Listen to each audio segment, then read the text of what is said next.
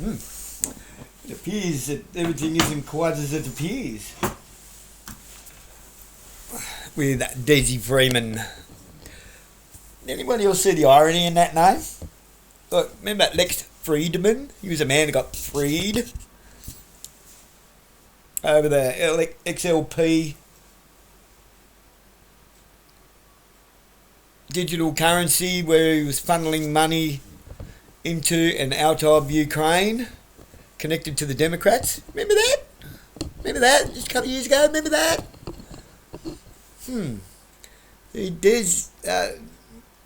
Lex Friedman was a freed man.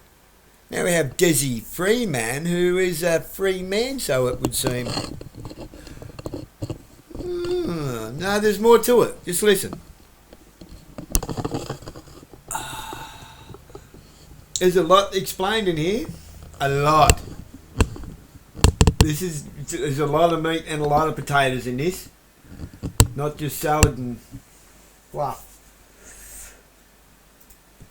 Hi everyone, welcome back. When multiple media outlets repeat the same word, chilling, 6 times in 6 articles, when you're left with more questions than answers, then you know something's not quite right.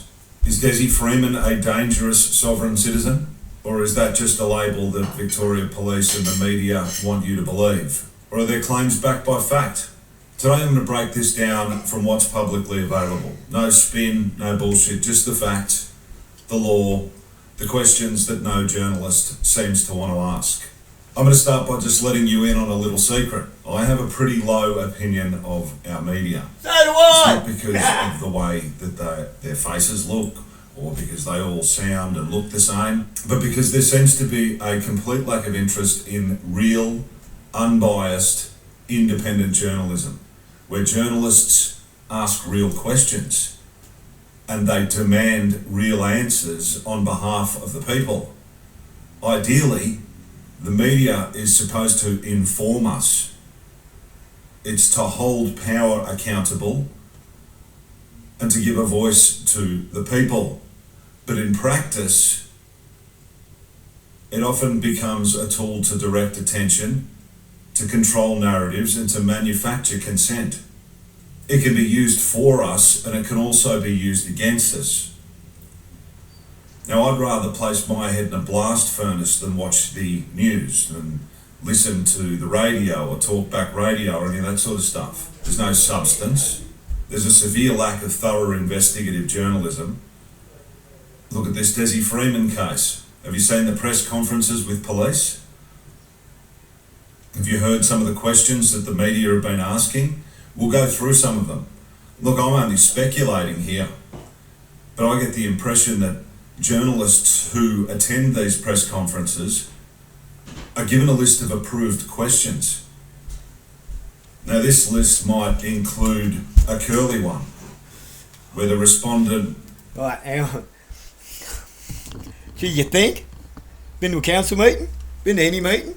You cannot ask a question that they do not approve. They'll take it on notice, or they'll give you a bunch of word salad, or, like myself, we've had to modify your question because you got to lodge the questions a week in advance. We've had to modify your question because it's a bit sensitive.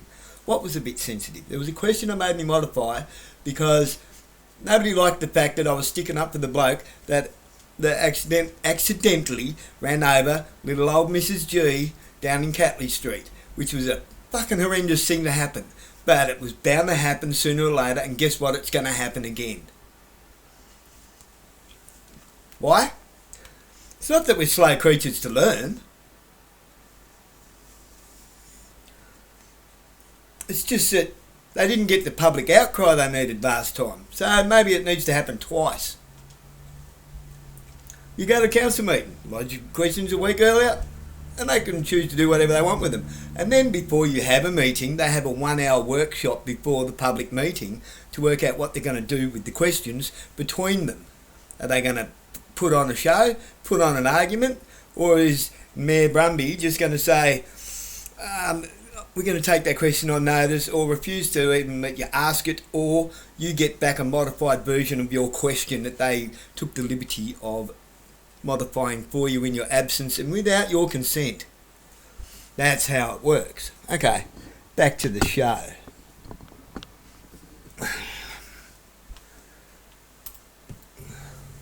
Whether it be a police officer or whether it be a politician, can put on a show and act offended, which would give us the impression that the media are willing to put the powers that be under the grill. I'll give you an example. A member of the media asked the commissioner, the chief police commissioner, why is it so hard for 450 police to track down Dezi? Now, the commissioner was reported in the media as snapping back at the question as though he was somehow offended. And his response was basically, because the terrain's pretty tough. Look, that's not a tough question, in my opinion. What kind of question is that? What about the million more questions that are unanswered? The questions, to me, are unhelpful and unenlightening, almost choreographed so as not to disturb a particular narrative. Here's a couple of publicly available questions the media have asked the police. When did police last see Dezie Freeman, and when was that? How many police officers are currently involved in the search? What is Victoria Police's message to the public, especially those who may be harbouring or assisting Dezie Freeman? What challenges are police facing in the terrain, whether it's geographic or the search area in general? Now look, these are, I'm not going to say that they're bad questions, but they're quite a bit shallow in my opinion. And I'm not an expert. I lived in Victoria for the best part of 5 years, and the common joke all over the state was, and they used to laugh about this in court. Yeah, I've been to court up there a few times. Was bang, stop, bang, or shoot, bang, or fire a warning shot, bang. Oh, Bucky's dead. That was the common theme about Victorian police. But with a case like this, many questions spring to mind. If I was in the media, I'd ask questions like this. So beyond police allegations, what evidence does police hold to confirm Dezi shot 3 police officers? What mistakes or oversights have occurred in the search so far, now that it's been 30 days? 10 police officers arrived at the property, at Dezie Freeman's property, to execute a search warrant on the day of the shooting. Has anything incriminating been found by police? After Dezi escaped into the bush, how long after his escape were roadblocks set up and rivers cordoned off? And at what radius? What specific evidence do police have to justify labelling Dezie Freeman a sovereign citizen? Can Victoria Police provide us with a definition of what a sovereign citizen actually is? Is there any documented evidence where Dezi himself has specifically declared himself to be a sovereign citizen? Does labelling someone a sovereign citizen prejudice public opinion before trial? Is there any documented evidence where Dezi has specifically stated anything along the lines of, the law does not apply to me? Look, there's many more questions that I'm sure a lot of us have out there, but today, none of this is being asked. Imagine the possibilities of sharing your life with a lovely young Asian lady. You could forget about what it feels like being lonely. Instead, you could have a nice walks in the park, or picnics, or a barbecue on the backyard with your beautiful young life partner. Having good conversations with someone who appreciates you and is always there for you. Hear a good morning from someone you love, or something like that, just makes you... Instead, what we have is what appears to me to be a drip-fed narrative. A trial by media, Let's just seriously imagine for a moment. I have no idea who Dezi is for a start, only what I've seen online. That's his videos that are all publicly available. You know, that's the arrest of the magistrate. It's available online. His incident with the police, which is the COVID era video in the park. His rant about police in front of the court. He's quite obviously not very happy in that rant video. He does call police, I believe he calls them thugs, Nazis. Well, the fact is that lots of people call police nasty names. But what do?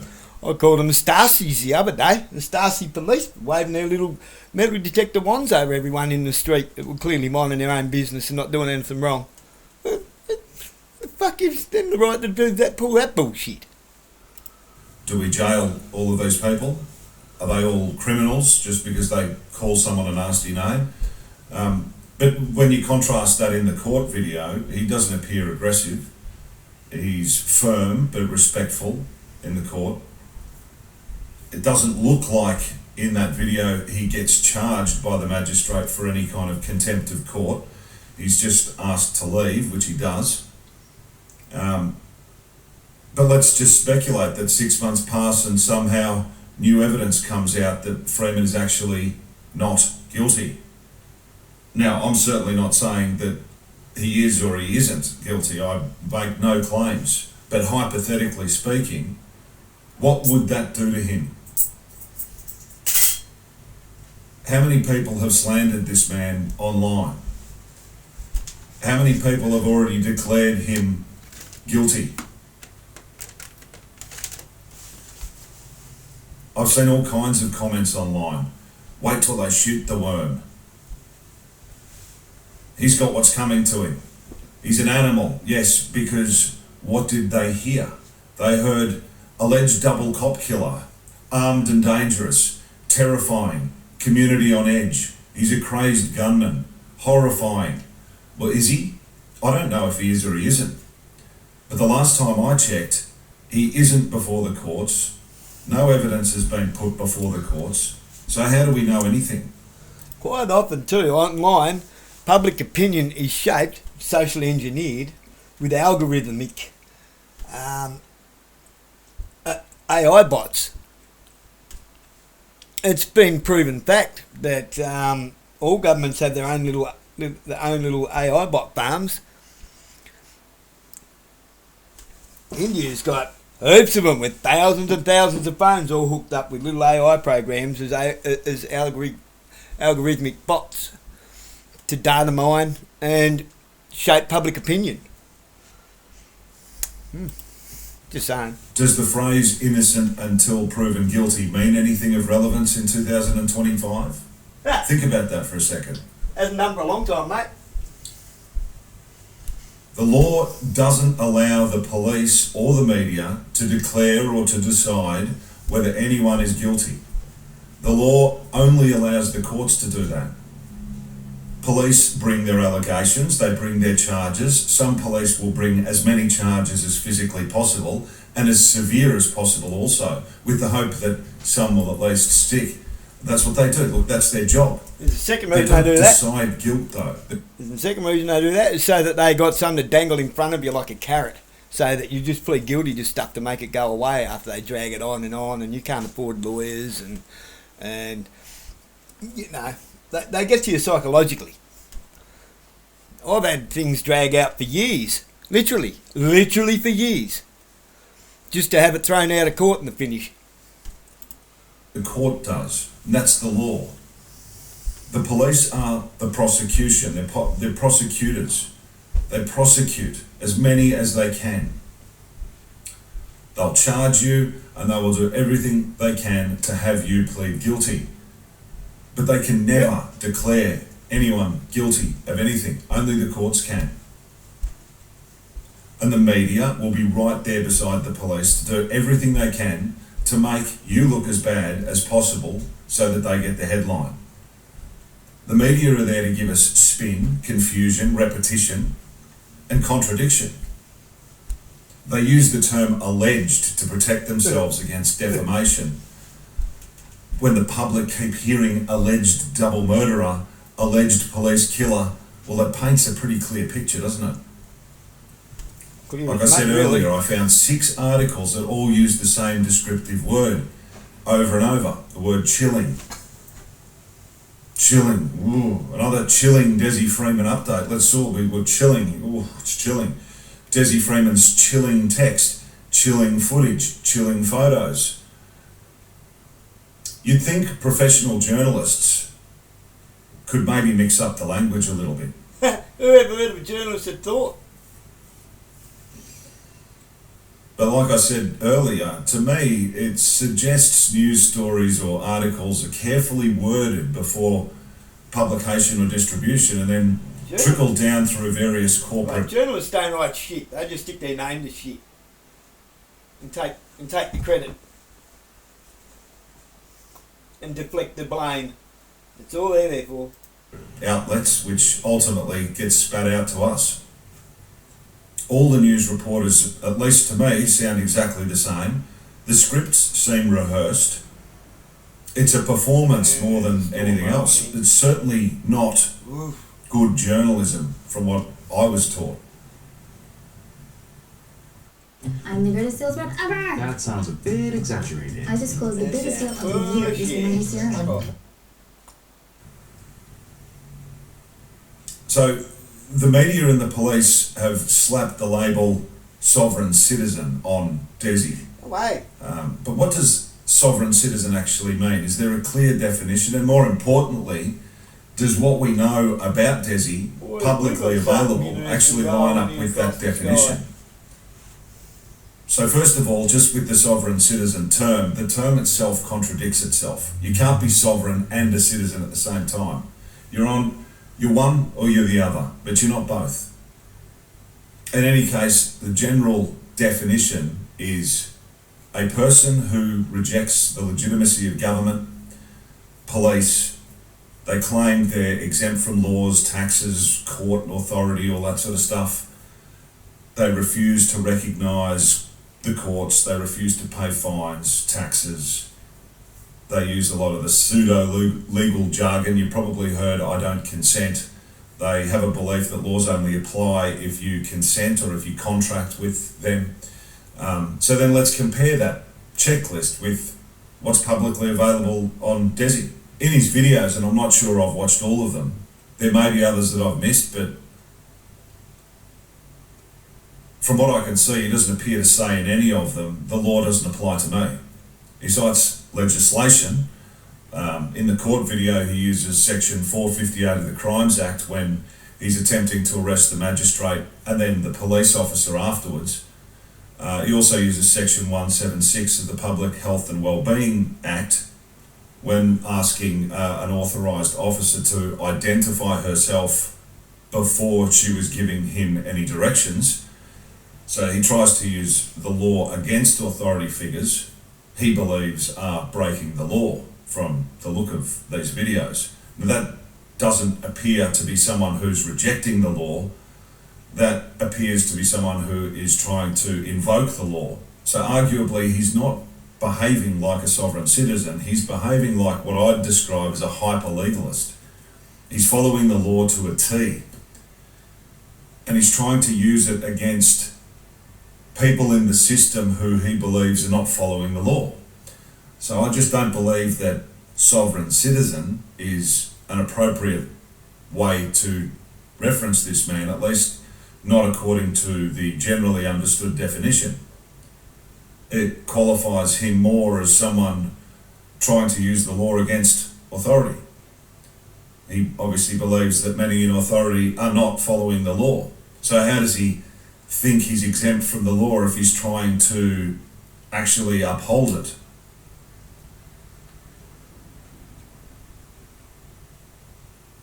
In this section 458, this is where he arrested the magistrate and the police in the Myrtleford court, I believe it was. It says in plain English, any person can arrest without warrant if they find someone committing an offence, or if they reasonably believe someone has committed an offence, or is escaping after committing an offence. But the arrest must be necessary and they must deliver the person to police quickly. That's what Section 458 says. So the problem with this is it sounds like it was designed for citizens stopping an assault, theft or something dangerous, not for turning the law back on judges or police. It all comes under trespass. So if you apply Section 458 against a magistrate in their own court, you get a legal paradox, obviously. The law technically permits a citizen's arrest, but courts also hold the power of contempt and authority over all proceedings.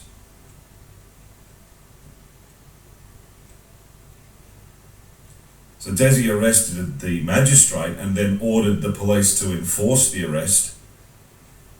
Why didn't the magistrate charge him with contempt?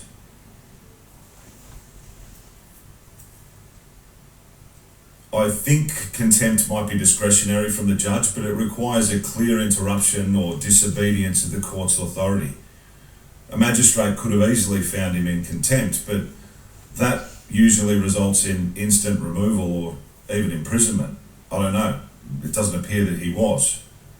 Instead, the magistrate and the police de-escalated. So this shows the practical reality. Law on paper, which is Section 458, makes law in practice, which is maintaining order. Section 458 creates like a theoretical loophole. I guess anyone can try and arrest anyone, even an authority figure. It has to be done lawfully, obviously. But that's if they feel that an offence is happening. If they see an offence, a criminal offence, an indictable or a summary offence happening. But in practice, the system prevents chaos by giving courts and police discretion. That's why I think Dezi's action in the court was legally, maybe systemically, shaky. He's using the letter of the law in a way that breaks the function of the law. So I think here's the reality. Dezi hasn't proven himself a sovereign citizen. What he's shown himself to be is someone who uses the law in ways that clash with how it actually operates in practice. On paper, Section 458 looks like a weapon that anyone could just go out and use, but in reality, if you try to use it against the magistrate or police, the system itself will absorb it, ignore it, and push it out of the room. That's the gap between theory and practice, which makes me wonder, is Dezi actually exposing flaws in the way the law is written itself, or is he exposing how fragile our justice system is? You know, when someone refuses to play by the usual rules. Let's have a look at the other moment in one of Dezi's videos, and that was with the authorised officer over the pandemic era. The law here is very clear in Section 176, the Public Health and Wellbeing Act. It says every authorised officer must be issued an identity card, and if asked, they must produce that card for inspection before they give a direction, before they make a requirement, or before they exercise any power. Pretty simple, right? So if you're an authorised officer, you're going to tell someone what to do. Under the Act, you need to basically show them who you are first, if they ask. But here's what actually happened. Dezi asked for the officer's name. The officer just flat out refused, over and over again. Dezi then presses harder, saying, I'll give you my name once you follow the law, and give me yours. So that's not refusal. That doesn't sound like he's refusing. It sounds like he's expecting a sequence. He wasn't saying, I'm not going to comply or I won't comply. He was saying, you go first because that's what the law says that you have to do. The officer, for whatever reason, ignored it, tried to flip it on him. She demanded his name, threatened arrest because he wouldn't go first. Dezi then tried to arrest her for breaching Section 176, and it turned out obviously a complete circus. Two people both trying to use the law on each other and neither willing to step back. Eventually, he runs off. And he got away from what it looks like. The two cops possibly were a little overweight and just waddled across the park and lost him. So technically, if you read the act, Dezi was right. The officer should have produced her identity first when asked, but it's that reality again. In practice, the system doesn't like being boxed in by its own rules. Authority's going to win by default. So on paper, Dezi might have the stronger legal footing, but in the real world, the system just bulldozes straight through it.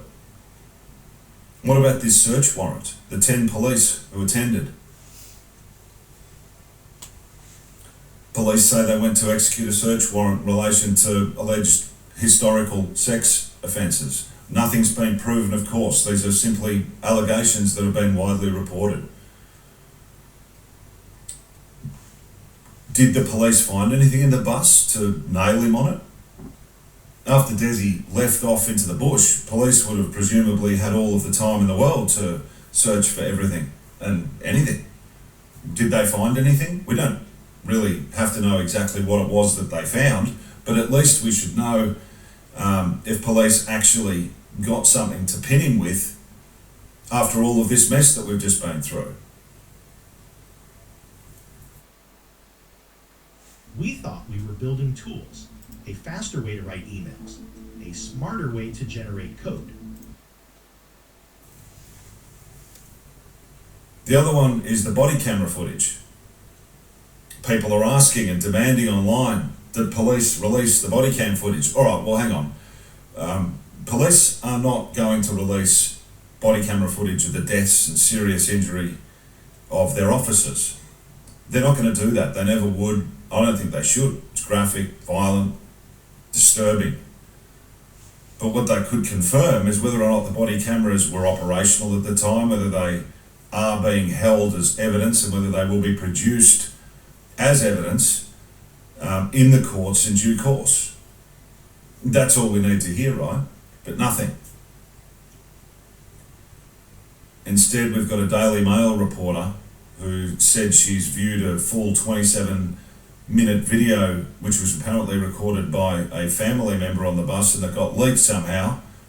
We don't really still get any clarity in what she actually saw. We can't see that video from what I understand. According to her, an officer climbed through the bus window, then a couple of shots were fired, and that's all she saw. So despite all of the articles that get released pretty much on a daily basis from various outlets, we're still all in the dark. The other thing I want to say is there's reports that Dezi said he was a Christian. And I have read some reports, I don't know how true they are, that he was invoking the name of Jesus on the bus, and he was commanding these officers to get out in Jesus' name. Well, this is interesting because shooting police officers is not something that people who follow Jesus typically would be doing. So it is another very interesting question. Look, these are just some of my thoughts. Let me know in the comments what you think. Don't forget to like and subscribe, and I'll see you on the next video.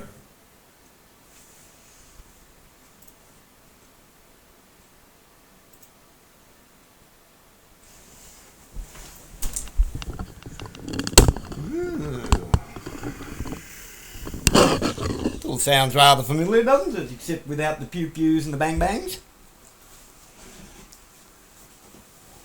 Just with the honk-honk and the broom-broom.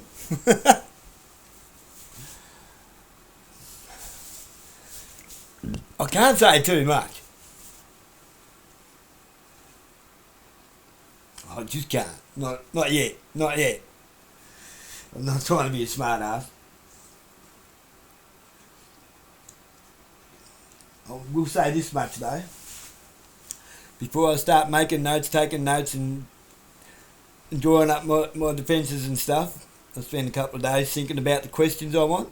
I pray on it, and then the next morning I wake up and bam, they're there. So, like I say, it ain't me. I'm just the vessel. I'm not trying to reach for stars and invent shit. I do some research, I do some reading, I look about, dig about, I look into things like jurisprudentiality.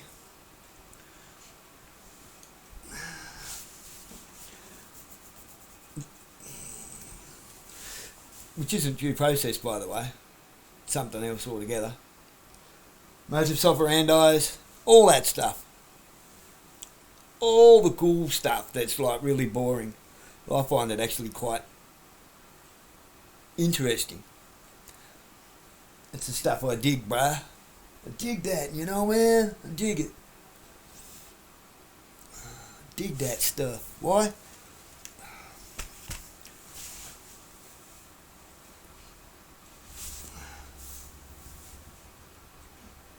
My literarily culminated mind thrives upon it.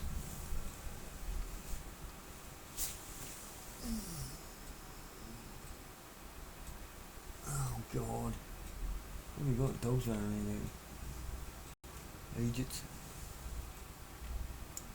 Ah, shit. Alright, better end this video real quick. We've got a problem out here. One of them dogs is dodgy.